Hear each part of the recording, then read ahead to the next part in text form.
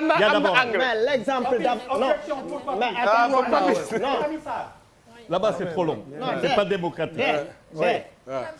Le modèle sur le Rwanda. Le Rwanda, on aura beau parler de développement, citer quoi comme développement. Au Rwanda, tu n'as pas le droit de parler.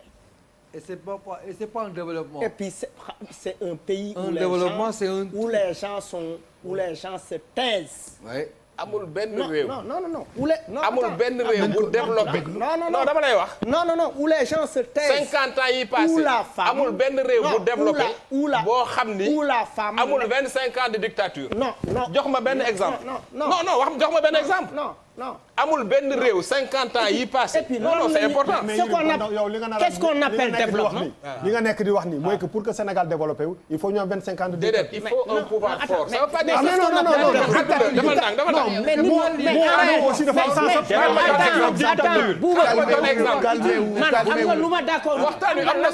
am na solo. tu sais pourquoi lan laa d'accord en réalité ces histoires de développement pour moi c'est des conneries. Pour man dans un pays on a besoin d'épanouissement.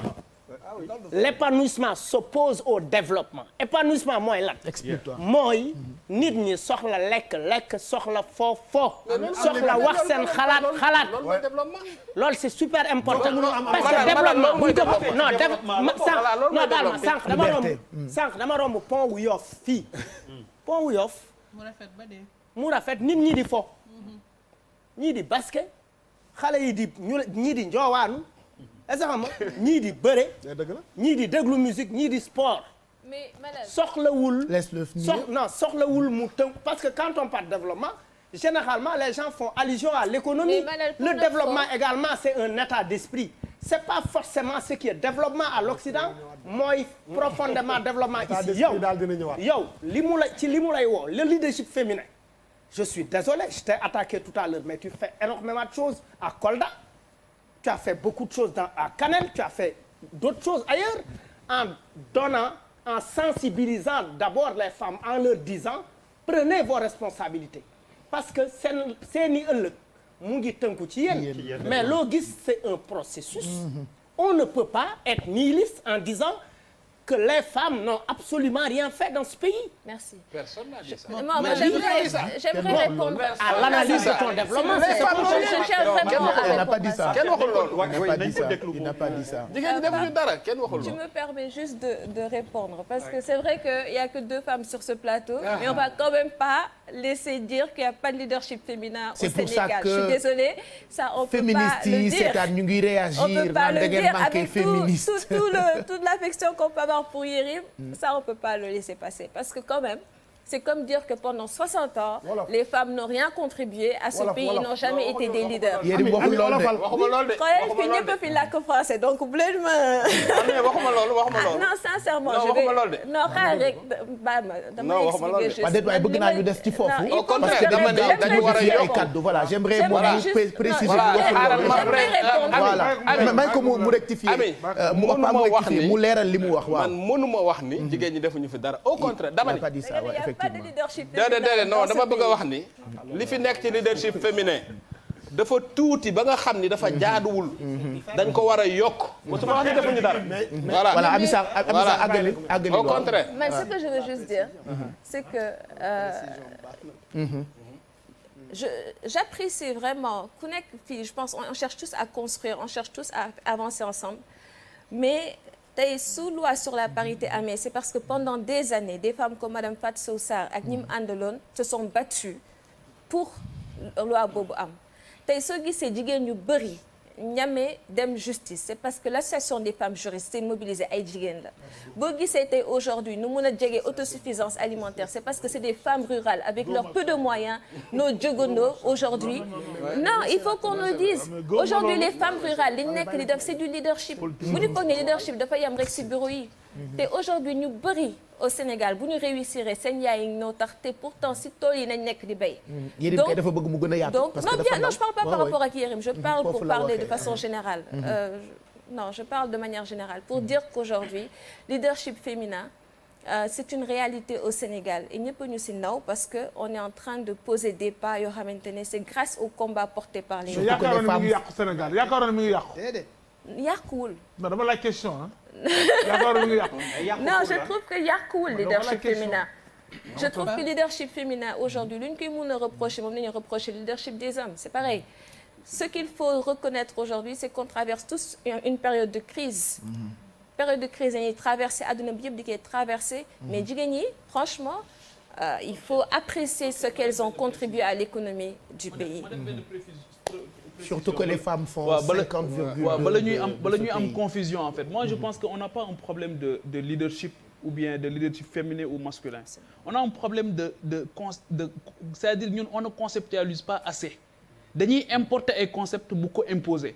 Nan la ñu mën a waxee leadership bu impactant ci féminin yi mais ñu ignorer par exemple koo xam ne on parle d'éducation Seyda Mariama Niass li mu def ci éducation Sénégal en tant que femme leader ban africaine moo ko def ban africaine moo ko def ñun on a un problème aussi de reconnaissance on a un problème aussi de projection de lumière par rapport à nos modèles qui marchent et qui ont marché et de confiance c'est-à-dire que bu ñu tuddee fii leader femmes yi ñu bëgg ko tëj entre c'est très bien hein, ce que vous faites mais yéen da ngeen am ay précurseurs c'est ce que j'ai dit da ngeen am ay précurseurs tey jii au-delà même de Fatou Sow Sarr c'est-à-dire que c'est une reconnaissance des femmes qui sortent du modèle occidental.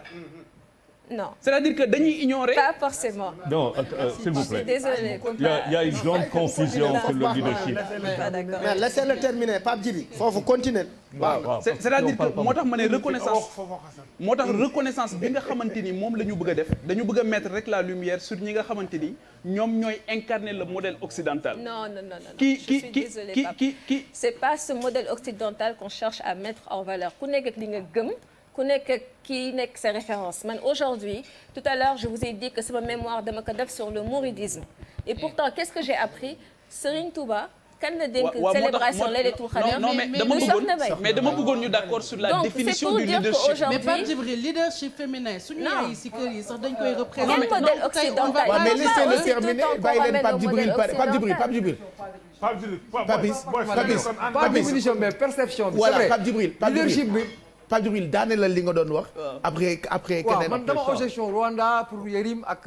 voilà Pape Djibril daane la li nga doon wax. Ami ma continuer non pas man sama maam bu jigéen mooy sama référence. waaw vas-y Pape Djibril donc faut pas penser qu'on suit un modèle occidental. Je suis la première à dire que leadership féminin il faut le prendre dans le contexte local. Tey mënoo ñëw jël modèle occidental importé ko Sénégal gëmloo jigéen yi que ne il faut faire comme ça en France aujourd'hui dañuy gis jigéen bu voilé wu nu ne ko bokkuloo parce que da nga voilé wu dañ la opprimé maa ko ñi ko contre fii donc aujourd'hui man mii dem ba si femme rurale yi di sagoo le fait que man ma grand-mère c'était une femme rurale quand même modèle occidental c'est quoi la ruralité madame qu'est-ce que tu veux dire c'est quoi la ruralité ruralité mooy lan non en fait dama bëgg rek fi mu ne nii bu ñu nee leadership ñu d'accord ci lan lañ ciy def ci biir baat bi leadership mooy lan. man je pense qu'il faut que on revienne un peu sur terre bañ à chaque fois di jël nit yi bëgg ramener le tout à l'Occident comme si. mais toutes les femmes sénégalaises dañoo gëm seen bopp quand même xam nañ ne sont des sénégalaises elles sont fières de l'être. Il y a pas de féminisme occidental qu'on cherche à porter. Quand même. Mais si vous permettez, ça veut dire non si vous permettez quand même, le leadership commence par une vision. Le leadership influence la le leadership mobilisation la si bu fekkente ne ba léegi ñu ngi toog di si wax ça veut dire qu'on n'a rien compris au leadership parce que justement mënuñu am lu ñuy am te demuñu le développement est une terminologie le sous-développement est une terminologie est-ce que Europe dafa progrès non pourquoi mais mbas bi duma na leen donc nañu xoolaat ñoom seen modèle ça veut dire que tey dañuy juum entre modèle ak système suñu problème yëpp fa la ne quand je dis aujourd'hui je suis d'accord avec Yérim ñëpp waruñu dem université mais dama ne attention xam-xam si sa xam-xam c'est pas compliqué on apprend dans sa langue maternelle munoo ñu lay jàngal ñu lay lakk wolof bu bëgg ñëw ñu lay jàngal mathématique notion nouvelle xamoo ko sa kër ñu jàngal la science notion nouvelle xamoo ko ñu jàngal la chimie xamuloo ko je parle des matières scientifiques et souveraines loolu moo tax nit ñi di dem Chine di dem tey dans l'espace américains yi di dem fële ça veut dire quoi pourtant ñun ñëpp ñoo jàngandoo les mêmes choses physique bu gars yi di jàng fële nucléaire ak lépp dañ ko jàng. mais Chine demagul ah Charles. non j'ai pas dit ça. ñu ngi installé quoi. waaw mais ils ont déjà envoyé. non attends waaw mais mun naa continuer parce que je suis celui quand même qui parle le moins. Charles tu finis après on donne à voir. non le leadership le leadership jum bi yëpp. et les Africains. su ne le leadership féminin. où est le leadership féminin aujourd'hui ci sunu écosystème. man avant may wax leadership féminin ma ne leadership tout court. parce que balaa nga ne leadership féminin dafa am benn vision boo xamante ni si kaw nga siy sukkandiku pour mën a indi le leadership féminin. mais leadership féminin. non le leadership c'est d'abord une vision. Est-ce que aujourd'hui Amy Sarr Fall a-t-elle une vision ou pas? Je n'en doute pas. Est-ce que Amy Sarr aujourd'hui est l'influence des gens? C'est quand même quelqu'un qui a plus d'1 million et quelques de gens qui la suivent. C'est quand même une influence. Et en termes d'influenceurs, au Sénégal, je ne vois pas qui la bat.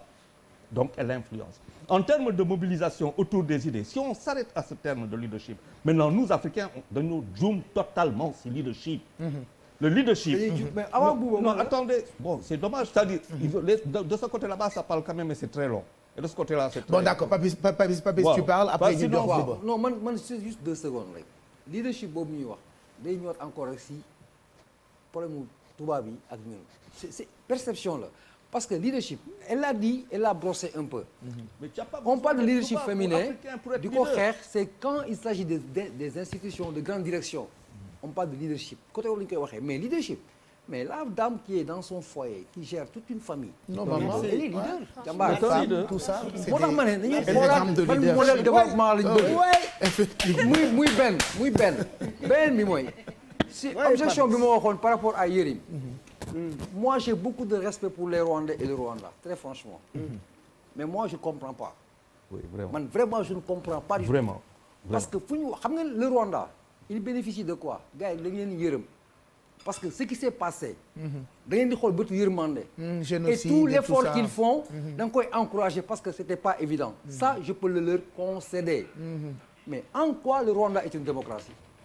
Même pas. Je suis désolé. Mais c'est quoi la démocratie? Non, je suis désolé. Quelqu'un qui est capable aujourd'hui de se présenter encore. Mais c'est quoi la finalité de la démocratie? Non, attends. Papi, c'est quoi la finalité d'une démocratie? Démocratie, lu tax ñuy wut démocratie. Et quelle démocratie? C'est quoi la finalité? Majorité. Démocratie. Le principe fondamental, c'est la majorité.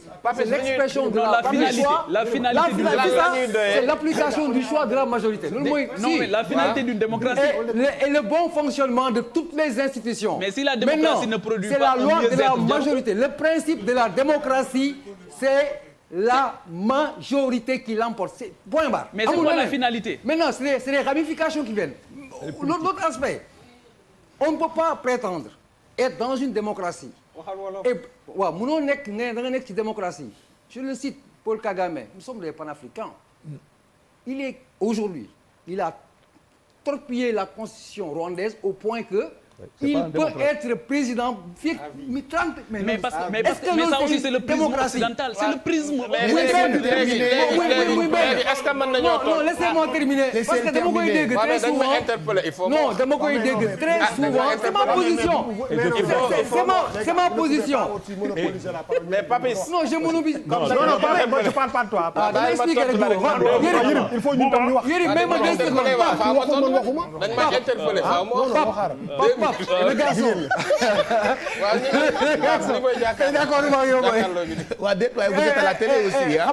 amul jàkkaarloo amul dara wax leen di jay naan leen ay mooy émission numéro 1 ak numéro 2. calmez-vous. Non, on se calme pas. joxante leen voilà da ko ne génne ni mu jàng damay daaneel. voilà ñu dégluwante. En une phrase quoi pour expliquer la parole. Dama ne il faut que les Africains arrêtent de dormir. Voilà.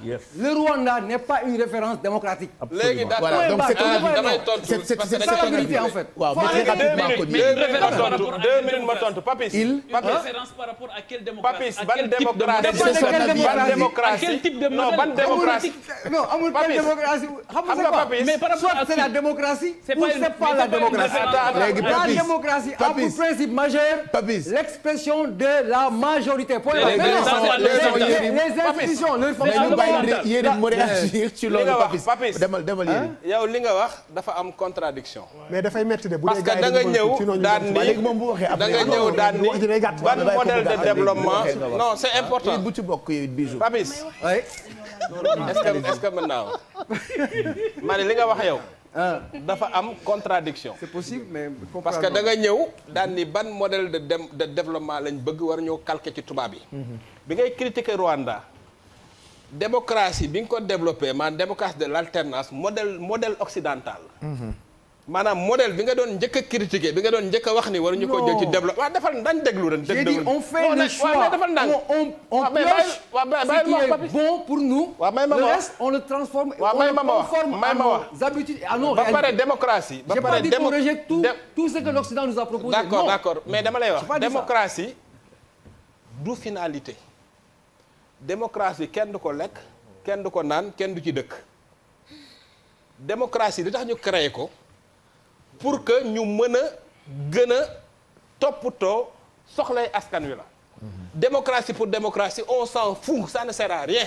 la preuve démocratie bu àndul ak développement day mujj yàqu. boo amoon démocratie bi gën a ngand nit ñi gis ñu seen bopp nit ñi di xeex dañuy xëy suba tas réew mi jeex. donc li am solo li concret mooy nit ñi li ñuy dund. c'est ça le plus important. et puis Kagame ñi koy critiquer c'est pas les Rwandais. man je connais des non defal naa parce que africains yi wax. ils n'ont pas l'expérience. c'est pas comme Papis yow dañuy affecté Rwanda Papis dañ lay affecté Rwanda mais laisse-le finir. laisse-le finir bàyyi ko mu jeexal bàyyi ko mu daaneel. Papis 50 ans yi passé réew yu développé yépp dañu am 25 ans yoo xam dañu am un leadership fort. Chine Deng Xiaoping.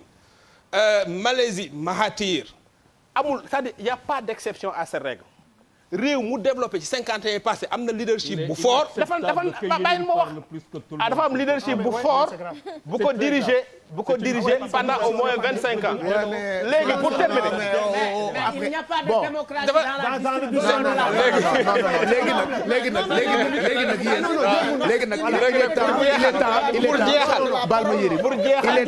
il est temps quand même non yéen nag waa attendez waa xam leen ma wax léegi nag il est temps ma delloo leen seen place yéen nag ndekete da ngeen yëg succès il est temps ma delloo leen seen place yéen